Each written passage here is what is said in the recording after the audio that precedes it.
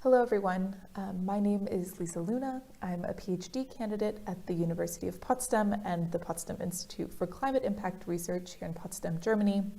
And I had the honor and opportunity to give the opening invited lecture by an early career scientist at the LandAware workshop in early October 2022 in Zurich.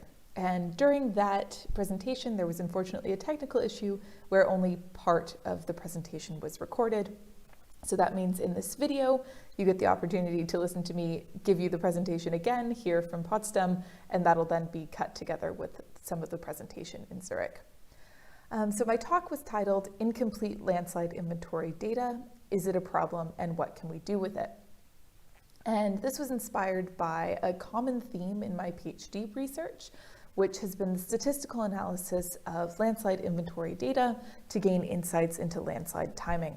And this means that I, like many of you, have been confronted time and again with the fact that landslide inventories are incomplete. And so today, I'd like to give you an example from some of my work that's going to discuss, is this a problem and what can we do with some of that data? So to make sure that we're all starting off on the same page, what is a landslide inventory? And so a landslide inventory is a database of reported landslide events. And this can come in the form of points that maybe record historic landslides, or it can come in the form of polygons like these blue figures here, which would be the area of a mapped landslide. And depending on the reason for which the inventory was developed, you might also report the location, the date and time, the size of the landslide, maybe the failure type, damage, or other attributes. And how are landslide inventories related to landslide early warning systems? Well, they can be used as training data for statistical or machine learning models that produce susceptibility maps or rainfall thresholds or other hazard estimates, but they can also be used as validation data or calibration data for physically based models. To give you some examples, here is a global compilation of public landslide inventory data that includes daily timestamps that I've been working on compiling. And what you can see from these different colored points, which represent different inventories, some inventories have global coverage, like the NASA Global Landslide Catalog here in blue, whereas other inventories have a more national focus, so for example on Turkey or on Italy, or some inventories have a regional focus where they map, for example, the state of Kentucky in the United States. And when we plot all of these landslides together as a time series, because I, like many of you, are interested in landslide timing, so here on the y-axis I have annual reported landslides between 1990 and 2022, we might ask ourselves whether there has been a global increase in landslide activity around 2006, 2007, or if just something has changed about the reporting. And if it's the latter, that perhaps we've been reporting more landslides in that time, that would already suggest that we've been missing some landslides that occurred earlier in the time series and indeed probably also later. And so my conceptual model for how a landslide inventory arises is that it's a combination of a landslide process, and it's basically being filtered through our observation process. So for an example of this, these are aerial photos from landslides that occurred as a result of Hurricane Mitch in Central America in 1998.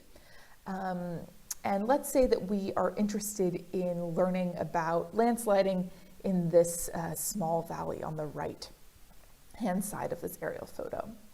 And so let's imagine that in this valley, we probably had a few landslides in the early 90s. I don't know, I made this time series up, but for an example. And then during the hurricane, we would have gotten a whole lot of landslides and then maybe a few in the years after. But if we make an inventory from this area and all we have to look at is this one aerial photo, what we would do is we would map and we would put a point above each landslide that had occurred that we can see in this photo. And what that results in is that we only see the landslides that occurred during this event. And so in our final inventory, we get a filtered version of the landslide process, which focuses only on this valley, so we don't see any of the landslides that occurred elsewhere, and focuses only on this one event, so we don't understand anything about landslide timing that occurred earlier. And so this brings me to the first part of my talk, which is on incomplete landslide inventory data. Is this a problem? And as we already discussed a little bit earlier in the workshop, it really depends on what you want to use it for. And so for that, I'm going to take you to an example from some of my recent work, which looked at landslide seasonality in the Pacific Northwest of the US. And so in this talk, I'm actually not going to talk about landslide early warning systems, but I hope that some of the concepts and statistical modeling techniques that I present might be useful in the context of landslide early warning systems as well. And so the Pacific Northwest of the US, which is, I'm here focusing on the states of Washington and Oregon, which are up here in the northwestern corner of the US, is one of the areas of the US that's most impacted by landsliding. And we see a whole number of different kinds of slope failures in this area. So this can range from large, deep-seated failures, like here at the top, the 2014 Oso landslide disaster, which was one of the worst landslide disasters in US history, or more frequently, shallow landslides and debris flows that might, for example, impact roads. And for this talk, I'm mostly going to be focusing on these shallow landslides and potentially debris flows. So these are typically triggered by precipitation. So let's look at the precipitation pattern in the Pacific Northwest. So you can see that this is also one of the wettest areas of the US. Out here on the Olympic Peninsula, we can see above 5 meters of rain in a year, and this precipitation also shows a very strong seasonality. So we have wetter winter months and then a drier summer. And so the objective of this study, I wanted to learn the seasonal pattern of landslide activity in the Pacific Northwest from landslide inventory data, and I wanted to understand how it results to this monthly precipitation pattern. And so I considered two ways to model seasonal landslide activity. First, by looking at the probability of landsliding, so asking what's the probability of having any landslides in a given month? So if it's January, do I have a 50% chance of having a landslide, or more, do I have 70%? And also considering how many landslides we can expect in a given month. So if it's March, can I expect 2? Can I expect 100? And how variable is that from year to year? And to do that, I had 5 different publicly available landslide inventories available. So these range from the NASA GLC, which we have here, the NASA Global Landslide Catalog, which we have here on the left, which has global coverage, but also covers these states. We have landslide inventories that focus on just the state of Oregon, or those that focus on just the state of Washington, or even for the city of Seattle.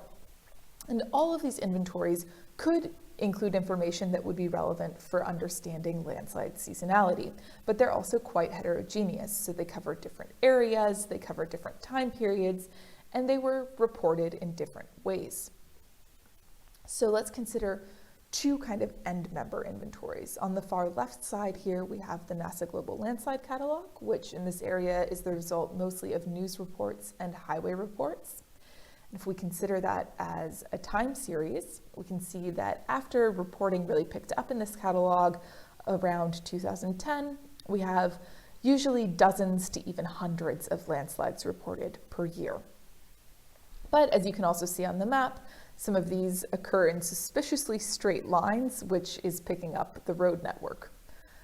On the far end, we have the Washington landslide compilation, which is an event-based inventory. So this is entirely composed of mapping after widespread shallow landslide events. And so you can see that this inventory is dominated by 2 years and 2 individual events. And in each of the events, even though the spatial area covered by the WLC is smaller than in the NASA GLC, we see that there were far more landslides reported than have ever been captured in the NASA GLC. And so each inventory captures different relevant information, but each is also probably in some ways incomplete. And is this a problem? So is this a problem for determining landslide seasonality in our study? Let's go ahead and look at the monthly distribution of landslides. So here each point is a count of landslides in an individual month. So for example, this one point here represents December of 2015. And we see that in the NASA GLC, in each month we have at least a few landslides reported in some year. But in many, many years, there are still no landslides reported. And differently, in the Washington landslide compilation, we of course have these two events in January 2009 and December 2006, but in basically all other months, we have no landslides reported. So if we want to learn the seasonality from one of these inventories individually, it could be a problem in that the NASA GLC is unable to pick up these widespread shallow landsliding episodes, but the Washington compilation is missing out on some of these more common landslides that are occurring along the road network. Now that said, this is the data that we have, and so that brings me to the second part of my talk, which is incomplete landslide inventory data. What can we do with it?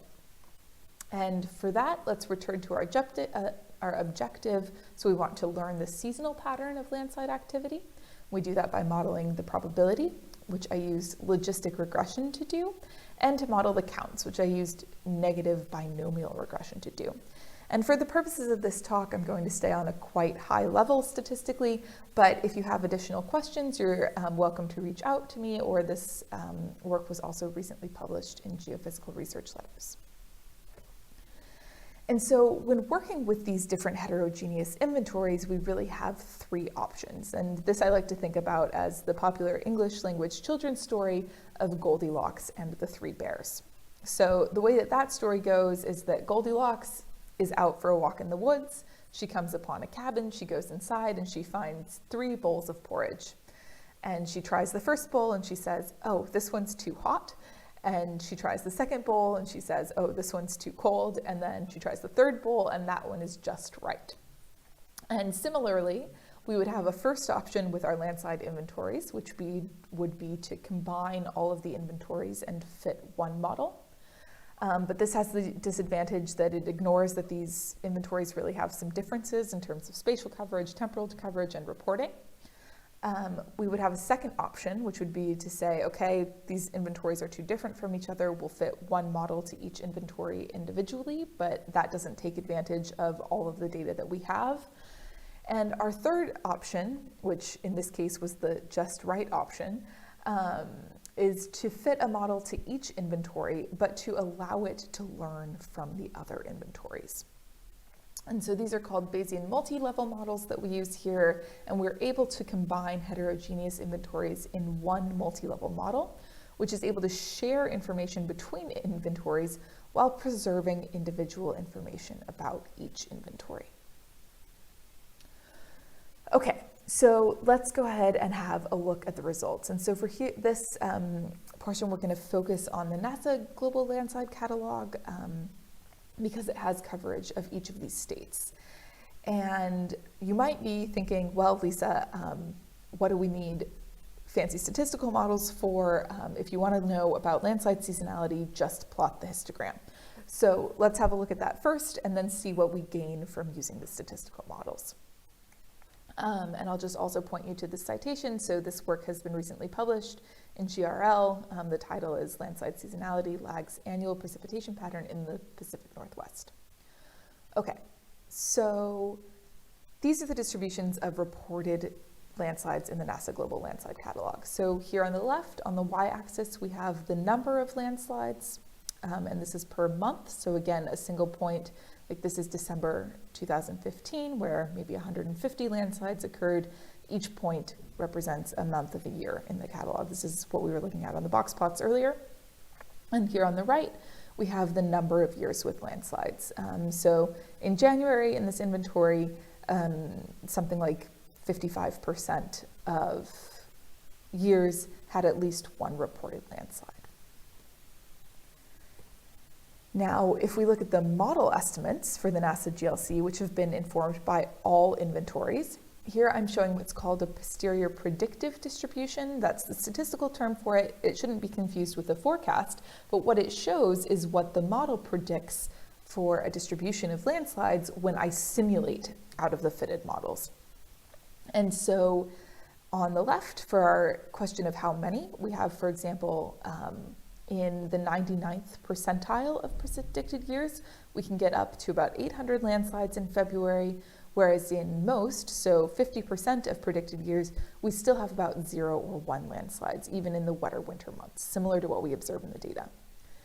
And when we look at how probable, we also see this is of all of the simulated years, about 70% of Januaries would have at least 1 landslide.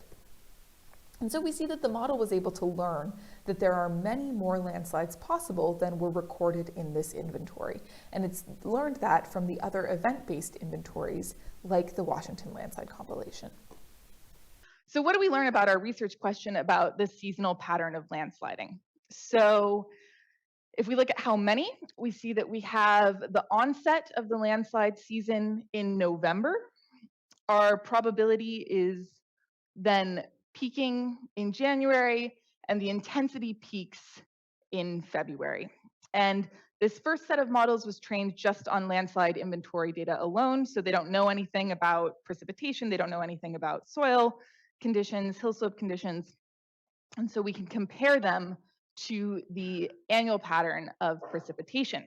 And what we see is that both the onset and peak of landslide activity lag the annual precipitation pattern by 1 to 2 months. So precip really kicks up in October. So after our dry summer, the October onset when it starts raining, it peaks by December, and by February, it's already really starting to come down. Landsliding looks different. So we first see landslide season pick up in November. A month later, then it starts raining, and it really peaks in February after our precipitation starts to decrease.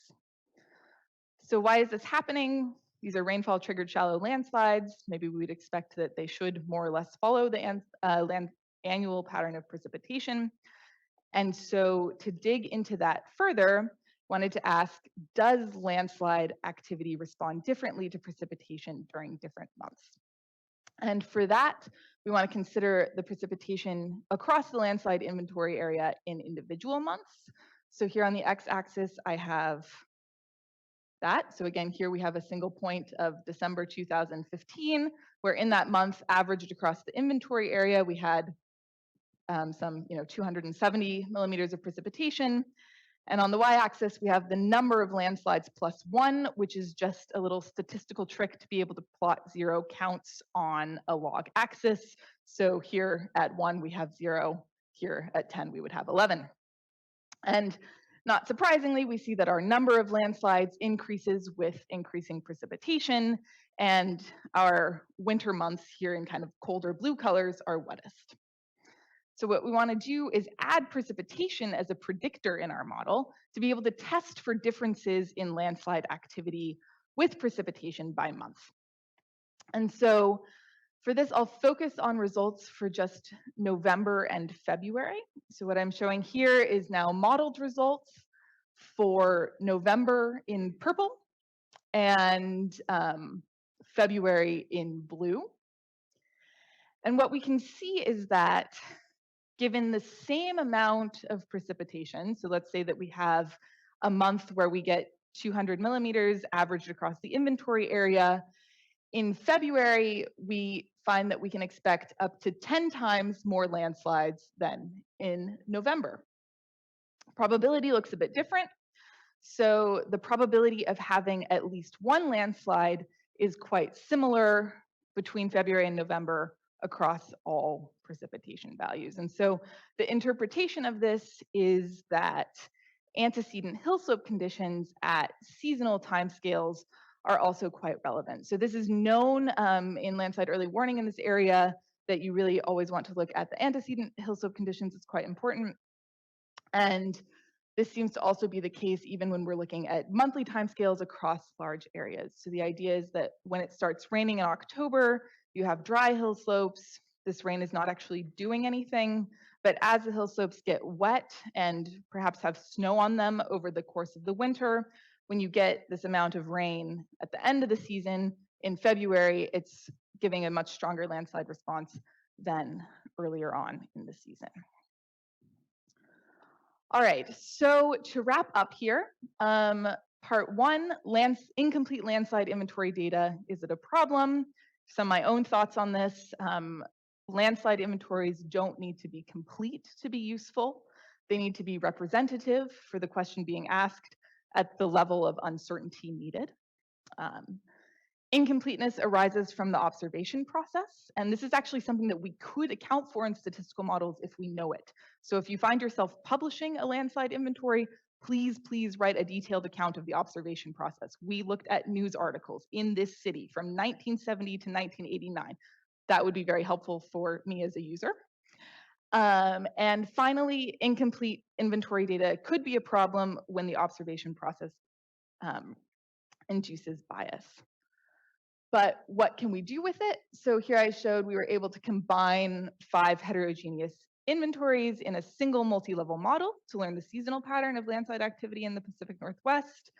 Showed that a model that shares information between inventories is able to reveal more information than individual inventories can. And landslide activity responds differently to precipitation by month, which induces this lag that we see between the annual precipitation pattern and seasonal landslide activity. So to bring this all back around to landslide early warning systems, particularly some ways that I've thought about over the course of this workshop that this might be applicable. So one was that Dalia Kirschbaum was showing these different inventories from Haiti, kind of comparing them, what different information they have to offer. One approach could be that you really use them all in a single multi-level model and allow them to learn from each other to learn more about this process. Another idea I had, Adrian, yesterday when you were mentioning trying to learn rainfall thresholds for different regions, one approach could be that instead of saying, okay, we have data for individual regions, is that you actually allow regions that are close to each other to learn from each other while still giving more weight to the data in that region. And perhaps on a meta level, Hiro and I had a nice conversation in the bus yesterday about models and philosophical, what can they learn? This is a, sometimes these types of models are called Bayesian networks, and they're a type of model that really doesn't let a single group do its own work in isolation, but allows it to learn from its friends. So perhaps also what we're trying to do here. So thank you very much. Thank you for the opportunity to present. I'd like to quickly acknowledge that this work was supported by the DFG in Germany. Also to acknowledge my co-author and advisor, Oliver Korup. This work was just published last week in Geophysical Research Letters. And if you're interested in the code to try and do this kind of analysis, it's all available on my GitHub. So thanks. Looking forward to the discussion.